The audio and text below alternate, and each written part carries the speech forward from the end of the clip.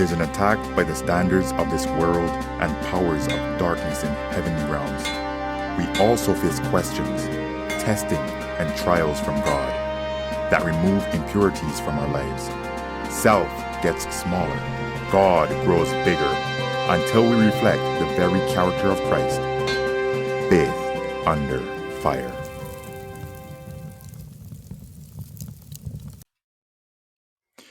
I got a text from a friend and said, "Hey, call me right away." And I dropped everything I did, gave him a call back. He said, "Jeff, something terrible's happened to my dad. He had a facial droop, confusion, a little slurred speech. He called 911, transported immediately to the hospital, his dad, and they did a CT scan, diagnosed him with an acute hemorrhagic stroke, which means there's blood in the brain. It was not an acute stroke center, so they transported him to another stroke center, where they immediately did another CT scan, found it was getting worse. The blood was getting increased in his head. And so they took him emergency surgery, a burr hole in the head, drained the blood out, and put him in a medically induced coma. Long story short, we're 2 weeks out, still in a coma, unable to come off a ventilator, unable to breathe on his own, and very limited, really no meaningful existence at this point in time. I said, "What are his wishes? What were the plans?" And he said, "Listen, he just said, hey, if my time to go, just kick me to the curb, do whatever's cheapest, cremate me, whatever it is. That's it. There is no afterlife." And that's where he left. And my heart was just sank. My heart was heavy. Wow. You and I have both we've gone through some tough news the last couple of weeks, and we have a mutual friend over the holidays, Mr. Rajan, Uncle, as he was affectionately known by us, and with his family in Maryland. And they just finished Thanksgiving, enjoying the Thanksgiving together. And he goes out with his son, Sonny, and his brother. They're hiking. And this was on Friday. This was late Friday afternoon. And Mr. Rajan, in the middle of the hike, tells Sonny that he needs to sit down because he's not feeling well.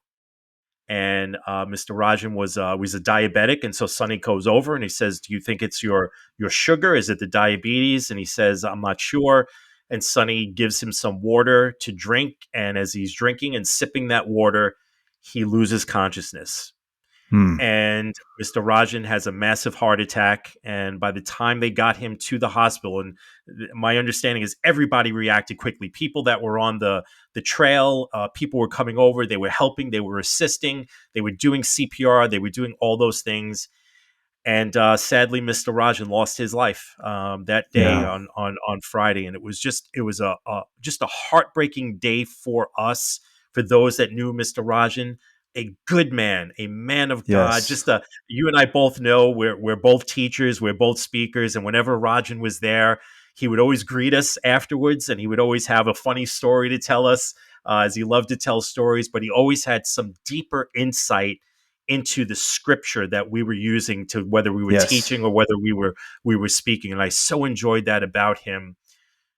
But Jeff, there's a big difference, and we're talking about loss, we're talking about sadness because of that loss. But these two men were in different positions when your friend has not passed yet. But of course, that's the direction that it's moving in. His wishes are heartbreaking when you hear it, but these men are in different positions at the moment of their death, and I think that's really what we're going to focus on here today, because the sadness of losing Mr. Rajan hits all of us, but the joy and the hope that we have is that when Jesus returns, we're going to see Mr. Rajan again. We're going to see Rajan again one day. And sadly, that does not seem to be the case of your friend's dad, does it? At the end of the day, we don't know. We know the Lord of the earth will do just. Yes. But at the end of the day, it really challenges me to think, what do I do with this? If we know that it's our last day, what do we do? What is our responsibility? What is our response to this? If we know this is our last day on earth and someone knows and loves God, to your point, it's a different response than someone who says, I don't really buy into that. Yes. And so what is our responsibility? And anytime we have these deeper dilemmas, we always go to scripture, right? And so we picked out Hebrews chapter 12. I don't know if you want to read that. Hebrews chapter 12, verse 1 is where we want to start. Yeah.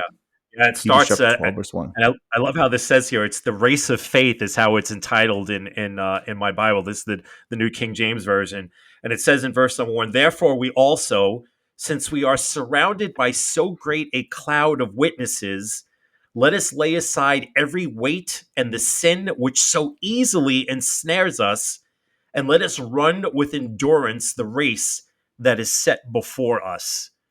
There's a lot there that we can unpack in just this one verse. For There's a sure. lot. Yeah. For sure. There is a lot there. The first thing that jumps out, dude, is that word witnesses. I And mean, we're surrounded by this cloud of witnesses, right? yes, It's not just yes, one individual; it's a cloud of witnesses. that's right. That's right. And so what's the important, like, I struggle with this a lot because I talk about this a lot. And I have to stop for myself too sometimes. What's the importance of witnessing? What's the importance of being a witness? It's a What's great question. Does it right? even matter, right? Does it matter? Is anyone looking? Is anyone paying attention? Yeah, yeah. And we've seen that. We've been in those situations, but it does matter. We know it matters. Scripture tells us that it matters. Yeah. So as you look at the chapter before, it explains who those witnesses are. It's a whole host. It's like the chapter of faith. These are men and women of faith. In that lineage, you'll have Rahab. We talked about Rahab earlier, this prostitute who claims the God of Israel and becomes in the lineage of Jesus. But she Yes, lived an imperfect life, but her witness was such that it led her towards Christ. You that's look right. at Abraham, known as the father Yeah, of nations, a man of faith. But here's a guy that lied a couple times, yeah, was jealous at times. So he was imperfect, like you and I, and like so yes, many other witnesses. But was yes. the end result is they always directed people to Christ. Their life, their choices, at the end of the day, pointed people to God. And I And love that. so I love people that, are dude. looking. And I don't want to jump in there, but Mr. Rajan was an imperfect man. He was an imperfect human being, but he always led people to Jesus. Every Yes, opportunity he had, he led people to Jesus. There's an importance with that, dude. And I think that we are living in a time, and you and I have experienced this. We've been a part of this. We're living in a time where we almost wink at our witnessing. We wink at it. 100%. I can think of countless examples. I remember I was at working in a group not too far from here, and I would say 50% of the physicians were. It was originally started by a group of Jewish physicians. I would Yeah. say 50% of the group is still Jewish, but they'd have their yearly business retreat always on Saturday, and it was Yes. mandatory. Everyone had to attend, and I was convicted. This is not a day for me to work or to do something that I can't do any other day of the week, which we've had that discussion before. This is God's day. I'm going to spend it with God and my family, etc. And so I'd write a note saying, listen, I strictly apologize. If it was any other day of the week, I drop everything and attend. I got to the point they knew this in and out. They said, Jeff, stop writing us the email. We know you're not going to attend. It's Right, fine. right, right. I said, well, I appreciate, thank you for being so gracious, but I'm willing to put in any time or hour any other time. Yeah, Well, the yeah. interesting thing was there was another Adventist guy that was there and he would attend. Yes. And then 50% of the people were Jewish. And one guy wore a yarmulke every time there was a high holiday, a Jewish holiday. He would wear a yarmulke, and he would ask, we request he would wear the yarmulke on days leading up to it. On the day that actually had the whole holiday, he would take that holiday off. But when Yeah, it came to Sabbath, just another Sabbath where this mandatory retreat was, he would always show up. I yeah. thought, well, what does that do to our witness? We're saying Correct. this is God's day. God is number one. And all of a sudden now I'm putting something above God. That's right. That's right. What do you say? What's really interesting about that, dude, is because you're not there. You're a Seventh-day Adventist. A Seventh-day Adventist is there who knows he probably shouldn't be there. And so what happens? You are almost pitting Seventh-day Adventists against each other, Oh, right? full no Because holds barred, man. No holds barred. right, right. Because now it's that's the hypocrisy that people love to talk about when it comes to Christianity, is that you say one thing and then that you do something that's completely opposite, that's completely different, right? And No, in this his is the defense, struggle. also, he's not convicted necessarily of He may that. not be convicted. Yeah, But to your original point is, what does that do to our witness? It correct. creates confusion, right? It's what the term Absolutely. Babylon. It creates this confusion, this Babylonian confusion. And Yep, what do you do with that? And what does the that's right. onlooker look at? Well, I think you had a story you were sharing with me before Yeah, we started. yeah. I was early on in my walk with Jesus. I had just become a This is a Seventh Day funny story. Adventist. I had just become a Seventh Day Adventist, and I'm at a party, and it's a Saturday. It was on a Saturday. I was in New York. It was on a Saturday. It was during the Sabbath. Put it this way: it was during the Sabbath, and I'm at the party, and I'm surrounded by people that I probably would not have said was a group of believers or foundational believers. Great people. Alternate lifestyles, different I things like that, right. right? I love them all, but not that. But one guy was there, and I'm sitting at the table with him, and somehow or another, church came up and what I was doing, and so on and so forth. And he just looked at me and against, hey, Seventh-day Adventists, don't you guys believe in keeping the Sabbath? And I I just stood there and I was like, yes, we do. Yes, we certainly do. He's like, as far as I know, the sun is not down yet. What exactly are you doing here?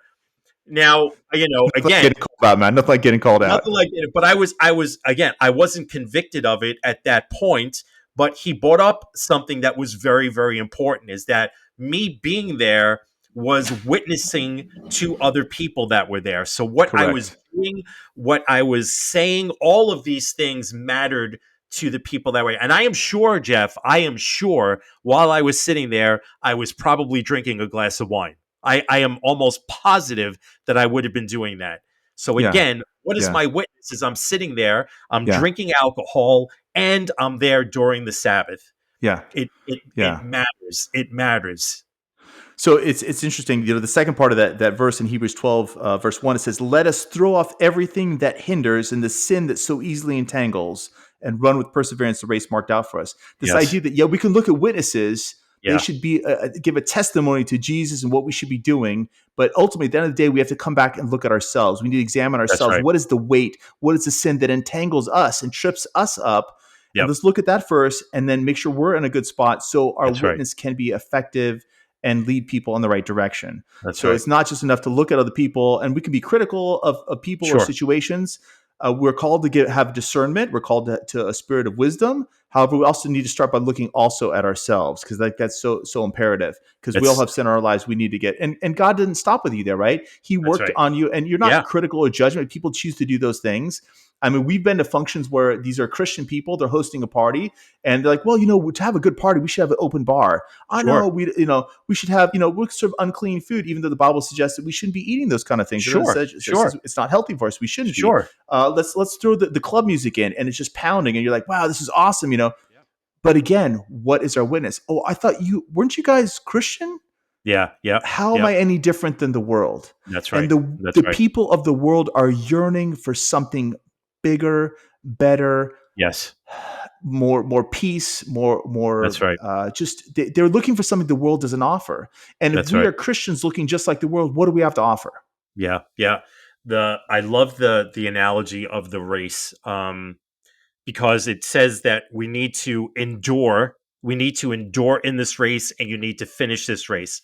Part of running a race is you have rules in that race, right? I can't just run Sure. the race however I feel like running it. I can't cut across the track and run out of my lane You and get can't to do the that. finish line You can't do quicker, that. right? I can't take that straight line across the track to get there, right? I have to live and I have to run by the rules of that race. Well, isn't that And isn't that legalistic though? Aren't you being right, legalistic here? correct. Now that would be the pushback against that. Jesus has given us these rules, these laws as guardrails in our lives. Those Okay. guardrails protect us from going off the road because when we get off that path, guess who's waiting for us on the sides of those paths? The enemy. Satan is waiting for us on outside when we move outside of those guardrails. That's why God has given us that. And he's saying, stay within these guardrails, run this race, endure. You have to carry that cross. You have to endure the cross. You have to pick up your cross, carry it all the way through. But you got to finish that race, and you got to endure it. But You are have these to are run with these that really endurance. salvation issues? That's really the question. Yeah, I mean, yeah, hey, so what? So if I eat a piece of, I used to go to parties. They always order pepperoni pizza when you're a kid, and in yeah, college yeah, you do anything for a free piece of pizza. And I'd be yeah, like, well, I'll pick the pizza pepperoni off it. I'm eating all the saturated grease that tastes so good and goes down smooth. Well, yeah, it's really salvation if a little piece of pepperoni gets in there, or is it yeah. really salvation issue if you have a drink of alcohol? Or is it really salvation issue? And you look at it, and God is calling us to obedience. That's exactly It's right. not a popular concept, but the That's exactly obedience, to right. your point, avoids the pitfalls of one extreme or the other extreme, and it keeps Exactly, us on that path heavenward. And so, yeah, they exactly. may not be an immediate salvation issue, but what's the effectiveness of our witness? I need to take some inventory, look at what is the sin in my life that's entangling, but what does the Bible conclude with? What is the focus and what we want to leave people with today? Yeah, so I just want to touch on this too. Just 2 points real quick before we get to that. Yeah. I think very often we use that word legalism and is it a salvation issue as an excuse for what we're doing. I think Ooh. I think Can you we say bring that. that? Yeah, I think we bring that up sometimes because we know that we're kind of playing on those guardrails. We're probably walking on top of those guardrails, and so we use those two things as excuses. So let's just be honest about that. I've been there. I've done it. I think we too often do that. The other part of that, dude, is Ellen White. After her husband James White had passed away, and I think you and I talked about this. This was a long time ago. I wish I could find this quotation. She was talking about it. They were going through a great deal of mourning, having lost James White, a pillar of our faith. We all, read about James White, what he did and what he meant for us. Certainly, what Ellen White means to us. And they were just going through a horrible time of mourning. And she said at some point she stopped and she said, "We have got to honor the legacy of what James has left us and finish the work that he has started." Powerful. And I think that is when we look at this story and we look at what happened with Mr. Rajan, we need to honor the legacy of men like Mr. Rajan and see what he has done and pick up that work that he ran that race and he finished that race. Pick up what he has done and finish the work until Jesus comes. And I think Amen. that's the take home for the We just Mr. need to, at Rajan this point, story. just need to continue the work, continue the work. Absolutely, Maybe absolutely, the minute work will finish our lifetime, maybe it won't, but we need to continue, correct, pick up the gauntlet and continue on absolutely. as men and women of Christ. That's the That's important right. thing. But what's the most important thing, dude? If we're talking about this race, when we look at that verse, what is the most important part of the second verse in Hebrews 12? What's the So take Hebrews home for that? Hebrews 12:2 says this: Yeah, "Let us fix our eyes on Jesus, the author and perfecter of our faith." We don't stay looking at the witnesses. We don't look at other that's church right. members. We That's don't right. look at other members of the community. We don't look at politicians. That's We right. don't look at preachers. People let us down. But the That's only right. person who will never let us down is Jesus Christ himself, the Amen. perfect individual who led a perfect life. He showed us it is possible to be obedient to the end. We fix our eyes on the author and perfecter of our faith. I love that. I love that. When you're in doubt, when there's question and you're in doubt, fix your eyes upon Jesus, and you'll never go wrong when we do that. Will Amen to we? that. And Amen so, to that. yeah, just a great discussion, Jeff. A tough one because we talked about this a little bit off camera. Yeah, It was a our hearts hard. are heavy right now. Our hearts are heavy. It's been a tough couple of weeks for us, but I think this was an important message to share with people today. So thank you all for tuning in. Thanks for being here. We'll be back next week. And Jeff, as we close out, we're living in difficult times where we're being tried, we're being tested, but this is where we're called to have faith under fire. Amen. Take care, everyone. Take care.